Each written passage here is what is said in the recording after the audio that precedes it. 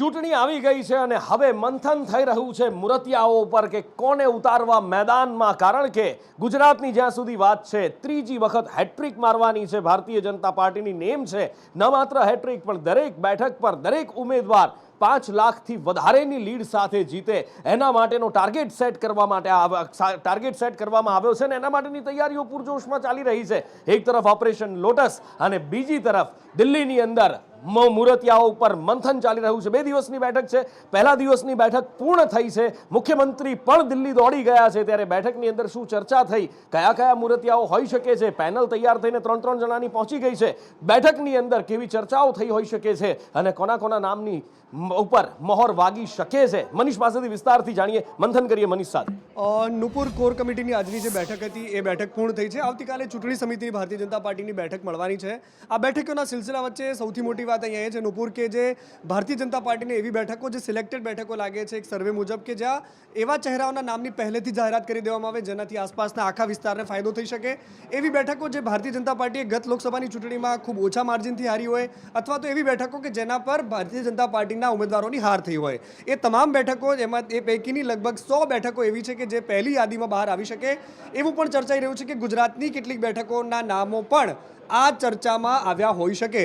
એવું કહેવાય રહ્યું છે કે ભાઈ અમિતભાઈ શાહના નામની પણ જાહેરાત થઈ શકે છે આવતીકાલે, જ્યારે એમને ક્યાંથી લડાવવામાં ગાંધીનગર બેઠક એમના માટે અત્યારે ચર્ચાઈ રહ્યું છે કે સમર્થકો એક જ લાઇનમાં એક જ સૂરે આ વાત કરી હતી. બીજી બાજુ કેટલાક એવા મોટા નેતા, પ્રધાનમંત્રી મોદી માટેની પણ જાહેરાત થઈ શકે છે કે પ્રધાનમંત્રી આ વખતે ચૂંટણી ક્યાંથી લડશે. માનવામાં જે આવી રહ્યું છે વારાણસી બેઠકનું પહેલા 2014માં આપણને ખબર છે કે ગુજરાત અને વારાણસી બંને જગ્યાએથી ચૂંટણી લડ્યા હતા, પરંતુ ત્યારબાદ વારાણસી એમનો એ પરમનન્ટ મત વિસ્તાર રહ્યો છે. પરંતુ આ વખતે પ્રધાનમંત્રી મોદી ક્યાંથી લડે છે, કારણ કે માત્ર ને માત્ર હિન્દી હાર્ટલેન્ડ રાજ્યો જ નહીં, પરંતુ આ વખતે દક્ષિણ પર પણ ભાજપનું ખાસ કરીને એટલું જ ફોકસ છે. એટલે એ તમામ મેથેમેટિક્સને સેટ કરવા માટે ભાજપ કયા ઉમેદવારને ક્યાંથી ચૂંટણી લડાવશે એ પણ જોવાનું રહેશે. પરંતુ આ બધાની વચ્ચે અહીંયાથી 3 નામોની પેનલની યાદી દિલ્હી સુધી પહોંચી ચૂકી છે. ઉમેદવારો અહીંયા આટાફેરા કરી રહ્યા છે, જેમને પોતાને અભરખા છે સાંસદ બનવાના. એ તમામ નેતાઓ ક્યાંક બીજાના થકી કેવડાવી રહ્યા છે, ખુદ પોતે લોબિંગ કરી રહ્યા છે. આ લોબિંગનો સિલસિલો ચાલી રહ્યો છે નુપુર, પરંતુ ભારતીય જનતા પાર્ટી છે જેમને નક્કી કરેલો છે એ પહેલેથી જશે અને એના આ જે ફોર્માલિટીનો જે દોર ચાલી રહ્યો છે એ બધામાંથી હવે જોવાનું રહેશે કે આ 2 દિવસના જે મંથન પછી સામે શું આવે છે, એના પર સૌની નજર રહેશે. બિલકુલ સૌની નજર રહેશે. અને જ્યારે સામે આવે તો બની શકે કે ભારતીય જનતા પાર્ટી જેના માટે જાણીતી છે એવી કોઈ સરપ્રાઈઝ પણ હોઈ શકે. કેટલીક બેઠકો ઉપર એવા નામ પણ સામે આવી શકે છે કે કદાચ કોઈએ વિચાર્યું ના હોય, એવી સરપ્રાઈઝ પણ મળી શકે છે. અને બીજી ઓપરેશન લોટસ, અને એના અંતર્ગત પણ સરપ્રાઈઝ મળતી રહે છે. નારણ રાઠવા, એમના પુત્ર સંગ્રામ રાઠવા જોડાઈ ગયા ભારતીય જનતા પાર્ટીની અંદર. એ રાઠવા ત્રિપુટી ભારતીય જનતા પાર્ટીએ તોડીને એક પછી એક રાજીનામાનો આ દોર અટકી જ નથી રહ્યો. ઉત્તર ગુજરાતનો દિગ્ગજ ચહેરો જોઈતારામ, જી હા, કોંગ્રેસના જોઈતા કાકા, હવે ઝટકો મળ્યો છે બનાસકાંઠામાં કોંગ્રેસને. એમણે પણ રાજીનામું ધરી દીધું છે. તેમણે કહ્યું છે કે કોંગ્રેસમાંથી રાજીનામું આપ્યું છે પણ કોઈ નારાજગી નથી. હવે મારી ઉંમર થઈ ગઈ છે, ચૂંટણી તો હું લડવાનો નથી, પણ હા, હું રાજકીય રીતે સંન્યાસ નથી લઈ રહ્યો. જોઈતા કાકાના શબ્દો ઘણું બધું કહી જાય છે. તો સામે જિલ્લા પ્રમુખ દ્વારા પણ એના ઉપર પ્રતિક્રિયા આપવામાં આવી છે અને જિલ્લા પ્રમુખ દ્વારા કહેવામાં આવ્યું છે કે આખરે કેમ, એ પણ સવાલ છે ભારતીય જનતા પાર્ટીમાં. જ્યારે પણ કોંગ્રેસમાંથી કોઈ જાય છે, કોંગ્રેસને એ જ સવાલ હોય છે કે કેમ, અને એ જ બનાસકાંઠા જિલ્લા કોંગ્રેસ પ્રમુખને પણ સવાલ થઈ રહ્યો છે કે આખરે કેમ. કોંગ્રેસ પાર્ટી 5 વખત વિધાનસભાની ટિકિટ, લોકસભાની ટિકિટ પણ આપી. ખૂબ અમારા સિનિયર આગેવાન હતા, પરંતુ હજી સુધી કોઈ ભારતીય જનતા પાર્ટીમાં જોડાવાનો એમણે નિર્ણય નથી કર્યો, પરંતુ કોંગ્રેસ પાર્ટીમાંથી રાજીનામું આપ્યું છે. એ ખરેખર દુઃખદ બાબત છે. ખૂબ સિનિયર આગેવાન હતા. જે સંસ્થામાં ધાનેરાની અંદર કેળવણી મંડળ સંસ્થાની અંદર પણ પોતે ટ્રસ્ટી હતા ને એમાં કંઈક ઉચાપત થઈ અને ભારતીય જનતા પાર્ટી સામ, દામ અને દંડની નીતિ અપનાવી અને કદાચ મોરબી જોઈતાભાઈ સાહેબને દબાવ્યા હોય અથવા તો એમને દબાણપૂર્વક રાજીનામું લીધું હોય એવું મારું માનવું છે. એટલે જે દબાણની વાત બનાસકાંઠા જિલ્લા કોંગ્રેસ પ્રમુખ કરી રહ્યા છે, એ જ વાત ગુજરાતના પ્રદેશ પ્રમુખ કોંગ્રેસ પણ કરી રહ્યા છે. શક્તિસિંહે પ્રતિક્રિયા આપી છે અને આ જ વાત એમણે કહી છે કે કોંગ્રેસનાથી ભાજપ ડરી ગયું છે, ભાજપ કોંગ્રેસથી ડરે છે અને માટે આ બધું કરવું પડે છે. આખરે કેમ આ ભારતીય જનતા પાર્ટીમાં કોંગ્રેસના લોકો જાય છે એનું એક કારણ એમણે કહ્યું. તો ગઈકાલ સુધી ભાજપના નેતાઓને બેફામ ગાળો આપનાર અને જેને કરપ્ટ કહેતા હતા એવા ભાજપના નેતાઓ અમારા નેતાને લઈ જઈને શા માટે સામેલ કરાવે છે? ઘણા બધા ગયા છે, અહીંયા હીરો હોય ત્યાં જઈને ઝીરો બન્યા છે. ખાનગીમાં કહેતા પણ હોય છે કે શું કરીએ સાહેબ, મજબૂરી હતી. એટલે કહી રહ્યા છે શક્તિસિંહ કે મજબૂરી હતી માટે જવું પડે છે. કહી રહ્યા છે કે એક બાજુ લાલચ અને એક બાજુ ડર, પણ આ બધા વચ્ચે એ વાત તો સત્ય છે કે કોંગ્રેસ તૂટી રહી છે. ન માત્ર ધારાસભ્યો, સાંસદો, દિગ્ગજ નેતાઓ, પણ માળખું પણ તૂટી રહ્યું છે. પણ હા, ચૂંટણી પણ તો લડવાની છે અને એના માટે જ કોંગ્રેસ સ્વાભાવિક રીતે મંથન કરશે. હાઈકમાન્ડ મંથન કરવાનું છે. ક્યારથી મંથન થવાનું છે, કઈ રીતે બેઠકોના દોર મળવાના છે, શું ચર્ચાઓ થશે, તમામ વિશે જાણીએ વિકાસ પાસેથી. બિલકુલ નુપુર, સૌપ્રથમ લોકસભા ચૂંટણી માટે કોંગ્રેસ મેદાનમાં ઉતરવાની છે મેનિફેસ્ટો માટે, અને મેનિફેસ્ટો માટે હવે મંથન શરૂ થઈ ચૂક્યું છે, જેમાં બેઠકો ગોઠવાઈ છે. 1 માર્ચે જ કેન્દ્રીય જે ઇલેક્શન કમિટીની જે બેઠક છે કોંગ્રેસની તે મળશે અને તેના ઠીક 3 દિવસ બાદ 4 માર્ચે તમામ જે મુદ્દાઓ છે તેના પર મંથન કરાશે. હવે મુદ્દા કયા રહેશે તેની રાહુલ ગાંધી થોડી છણાવટ કરી ચૂક્યા છે. રાહુલ ગાંધી ન્યાયયાત્રામાં તે છે, તેવું કહી રહ્યા છે કે જે MSP છે તે લાગુ કરવામાં આવશે, સાથે સાથે જે 50% અનામત છે, જે ગેપ છે તે વધારવામાં આવશે, સાથે સાથે જે જાતિગત જનગણના છે તે મુદ્દો સૌથી તેમનો મોખરે રહેશે, તેવું રાહુલ ગાંધી કહી ચૂક્યા છે. આ 3 મુદ્દા તો છે જ, પરંતુ 50 એવા પ્રમુખ મુદ્દાઓ છે જે દરેક સમાજ, દરેક વર્ગને સાંકળે તે માટે કોંગ્રેસ મનોમંથન કરી રહી છે. સાથે સાથે આપણે 2019માં જોયું હતું કે જ્યારે પ્રધાનમંત્રીએ યોજના જાહેર કરી હતી, સન્માન નિધિ યોજના, જેમાં 6000 રૂપિયા ખેડૂતોને ખાતામાં આપવામાં આવે છે. હવે આ યોજનાને પણ આગળ વધારવા માટે કોંગ્રેસ તરફથી ખેડૂતો માટે કોઈ એવો મોટો નિર્ણય લેવાઈ શકે. જો અમે સરકારમાં આવીશું તો આવું ખેડૂતો માટે કરીશું. જોવાનું રહેશે કે મેનિફેસ્ટોમાં આખરે કોંગ્રેસ શું લઈને આવે છે. અને આગળ વાત કરવી છે માતા પિતાની કઠોરતા અને એના દુષ્પરિણામની. ઘણીવાર બાળક નાનું હોય, કુમળું બાળક હોય, એની કુમળી વય છે, આપણે કહેવાય છે ને કે કુમળી ડાળીને વાળીએ તો વળી જાય, પણ જો એના ઉપર જોર લગાડો તો એ તૂટી જાય. બાળકો મીઠી ગોળીથી મરી જતા હોય છે, એમાં બંદૂક ફોડવાની જરૂર નથી. ઘણી બધી વાતો, ઘણી બધી કહેવતો છે. અને આવું જ વડોદરાની અંદર પણ જોવા મળ્યું. મા બાપની શક્તિનો કેવો ભયાનક પરિણામ આવ્યું એ જોવા મળ્યું. મા બાપના જીવ તાળવે ચોંટી ગયા હતા. એક બાળક ગુમ થયો હતો, ચિઠ્ઠી લખી હતી. આખરે શું હતું એ ચિઠ્ઠીમાં, કેમ બાળક ઘરેથી નીકળી ગયો હતો, કૃણાલ પાસેથી જાણીએ. કૃણાલ.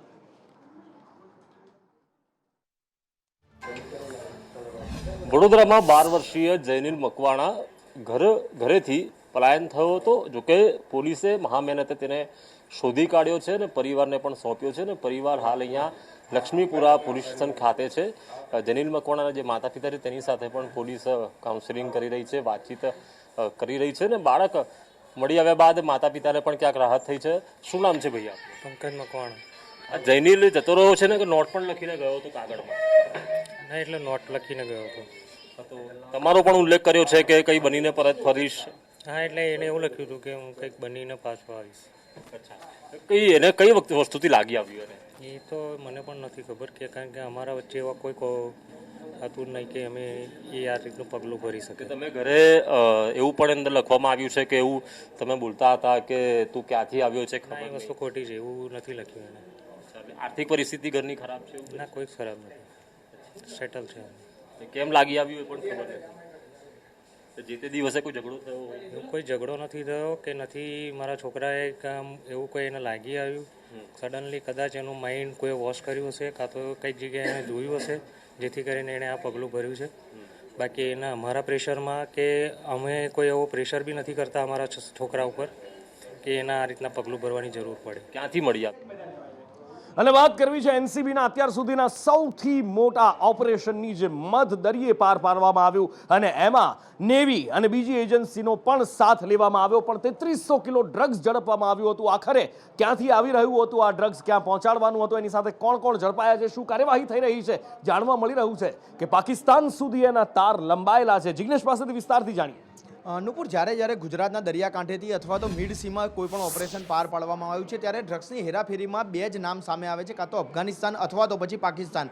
જે બંને કન્ટ્રીઓમાંથી જે ડ્રગ્સ દેશભરમાં અને દુનિયાભરમાં સપ્લાય થાય છે, તેઓ સૌથી મોટો અત્યાર સુધીનો જથ્થો છે તે કબજે કરવામાં આવ્યો છે. એનસીબીને મળેલી માહિતીના આધારે ગુજરાત ATS, નેવી અને કોસ્ટગાર્ડની ટીમોએ જ્યારે મધ દરિયા ઓપરેશન પાર પાડ્યું, ત્યારે અંદરથી 3300 કિલો જેટલો ડ્રગ્સનો જથ્થો છે તે કબજે કરવામાં આવ્યો છે. અલગ અલગ પ્રકારના ડ્રગ્સ સાથે 5 ક્રૂ મેમ્બરો કે જે ઈરાની નાગરિકો હતા તેઓની ધરપકડ કરવામાં આવી છે. પ્રાથમિક તપાસના અંદર એ હકીકત સામે આવી છે કે આ જથ્થો તમિલનાડુ ઉતરવાનો હતો અને ત્યારબાદ તે શ્રીલંકા થઈ અને આફ્રિકન કન્ટ્રીમાં જવાનો હતો. પરંતુ આ અંગે હજી સુધી એનસીબી દ્વારા કોઈ પણ સત્તાવાર માહિતી આપવામાં નથી આવી. પરંતુ જે પ્રકારે ડ્રગ્સની ક્વોન્ટિટી છે, જે હશીશનો સૌથી વધુ ઉપયોગ છે, તે કહી શકાય કે જે દક્ષિણ આફ્રિકાની જે કન્ટ્રીઓ છે ત્યાં સૌથી વધુ થતો હોય છે. માટે એ વાત માનવામાં આવી શકે છે કે આ જથ્થો ગુજરાત કે ભારત માટે નહીં કે શ્રીલંકા માટે નહીં, પરંતુ દક્ષિણ આફ્રિકાની કોઈ કન્ટ્રીઓ માટે મોકલવાનો હતો અને પાકિસ્તાનથી આ ડ્રગ્સ છે તે બોટમાં ચડાવવામાં આવ્યું હોવાનું પણ સામે આવી રહ્યું છે. માટે આ મામલે એનસીબી દ્વારા જે તમામ જે 5 ક્રૂ મેમ્બરો ઝડપાયા હતા તેમને પોરબંદરની કોર્ટમાં રજૂ કરી તેમના રિમાન્ડ મેળવવાની તજવીજ શરૂ કરવામાં આવી છે, જેથી કરીને ડ્રગ્સના આખા નેક્સસનો પર્દાફાશ થઈ શકે અને ટેરર એંગલ ક્યાંય છે કે કેમ, એટલે કે નાર્કો ટેરરિઝમનો આની અંદર ક્યાંય સીધી રીતે કે આડકતરી રીતે છેડો અડે છે કે કેમ તેની પણ તપાસ થશે. ભૂતકાળમાં પણ એ ગુજરાત એટીએસે બધી એજન્સી સાથે કામ કર્યા છે અને ઘણા બધા સીઝર્સ કર્યા છે. આ વધારે પડતો જે એન્ફોર્સમેન્ટ છે જેમાં અમે પ્રિવેન્ટિવ એક્શન્સ લઈએ છીએ એના લીધે જ આ એટલું બધું જે સીઝર છે એ વધ્યો છે. આ બોટ જે છે મૂળ ચાબહારથી આવતી હતી. ચાબહાર ઈરાનનો એક પોર્ટ છે અને એ બોટ ઉપર કંઈ રજિસ્ટ્રેશન માર્કા નથી, તો એની બનાવટના આધારે સસ્પેક્ટેડ આવું લાગે છે કે ભાઈ ઈરાનની બોટ હશે. અને જે એમાં 5 માણસો પકડાણા છે આની પાસે કંઈ આઈડેન્ટિટી ડોક્યુમેન્ટ્સ છે નહીં અને આજે ત્યાં એફઆઈઆર રજિસ્ટર કરીને એની ડ્રગ્સની સેમ્પલિંગ વગેરેની પ્રોસેસ ચાલે છે.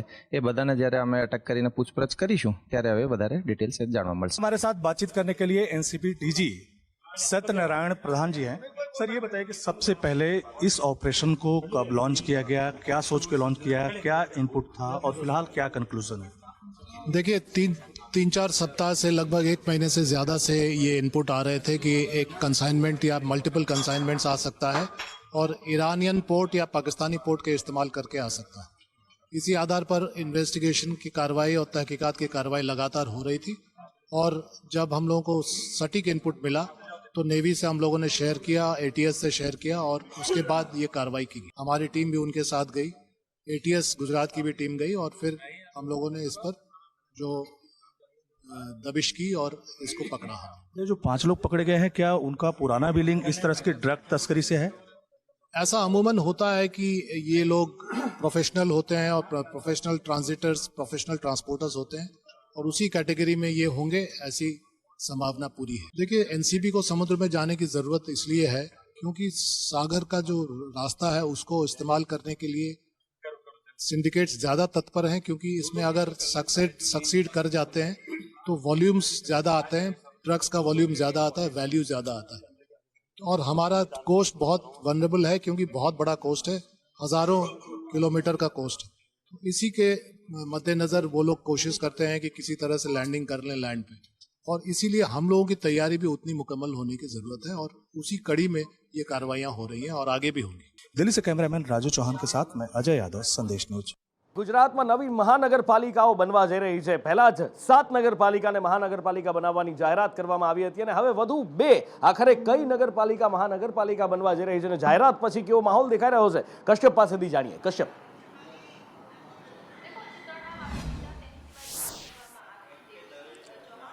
આ વખતે જે બજેટ રજૂ કરવામાં આવ્યું હતું ને તેમાં 7 મહાનગરપાલિકા બનાવવાની જાહેરાત છે તે કરવામાં આવી હતી. ત્યારે કનુ દેસાઈ નાણામંત્રી છે તેણે આજે વધુ 2 નગરપાલિકા અને મહાનગરપાલિકા બનાવવાની જાહેરાત છે તે કરી છે અને તેમાં એક નડિયાદનો સમાવેશ કરવામાં આવ્યો છે અને એક પોરબંદરની છાયા નગરપાલિકા છે તેનો સમાવેશ કરવામાં આવ્યો છે. આ અંગે નડિયાદના જે ધારાસભ્ય છે પંકજ દેસાઈ તેનું કહેવું છે કે ઉત્તરસંડામાં બુલેટ ટ્રેનનું એક સ્ટેશન આવી રહ્યું છે, સાથે જ આ વિસ્તાર જે છે સરદાર સાહેબની ભૂમિ માનવામાં આવે છે, સાથે જ પોરબંદર છે જે ગાંધીજીની ભૂમિ માનવામાં આવે છે અને આ બંને મહાનુભાવો છે તેની આ જે ભૂમિ છે ને તેનું ડેવલપમેન્ટ થઈ શકે તેના માટે થઈને સરકાર દ્વારા આ નિર્ણય છે તે કરવામાં આવ્યો છે.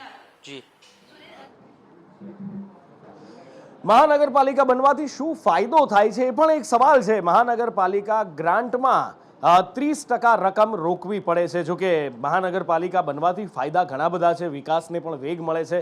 30% બજેટમાં 100% કામ મહાનગરપાલિકા જો નગરપાલિકામાંથી મહાનગરપાલિકા બની જાય તો એની અંદર એ થાય છે. સાથે સાથે અમુક પ્રોજેક્ટમાં સરકાર પણ 100% રકમ આપે છે, એટલે કે મહાનગરપાલિકા ઉપરનું જે ભારણ છે એ પણ ઓછું થાય છે, સરકારી સહાય પણ એની અંદર મળી જાય છે અને સાથે સાથે કેટેગરી બદલાય અને કેન્દ્ર તથા રાજ્યના પણ લાભ મળે છે. એટલે રાજ્યની સાથે સાથે કેન્દ્ર સરકારના લાભ પણ મહાનગરપાલિકા જો નગરપાલિકામાંથી બનાવવામાં આવે તો એને એ લાભ મળી જતા હોય છે. મહેકમ વધે એટલે મહેકમ ખર્ચ પણ વધે છે અને એની સાથે સાથે લોકો ઉપર બોજ પણ વધતો હોય છે. ટેક્સનો બોજ છે એ મહાનગરપાલિકા બનવાથી વધી જતો હોય છે. જેટલી મોટી કોર્પોરેશન બજેટ પણ એટલું જ મોટું હોય છે. હમણાં જ બજેટ રજૂ કરવામાં આવ્યા જે 8 મહાનગરપાલિકાઓ અત્યારે અસ્તિત્વમાં છે એમાં જોયું આપણે કે હજારો કરોડના બજેટ મૂકવામાં આવે છે.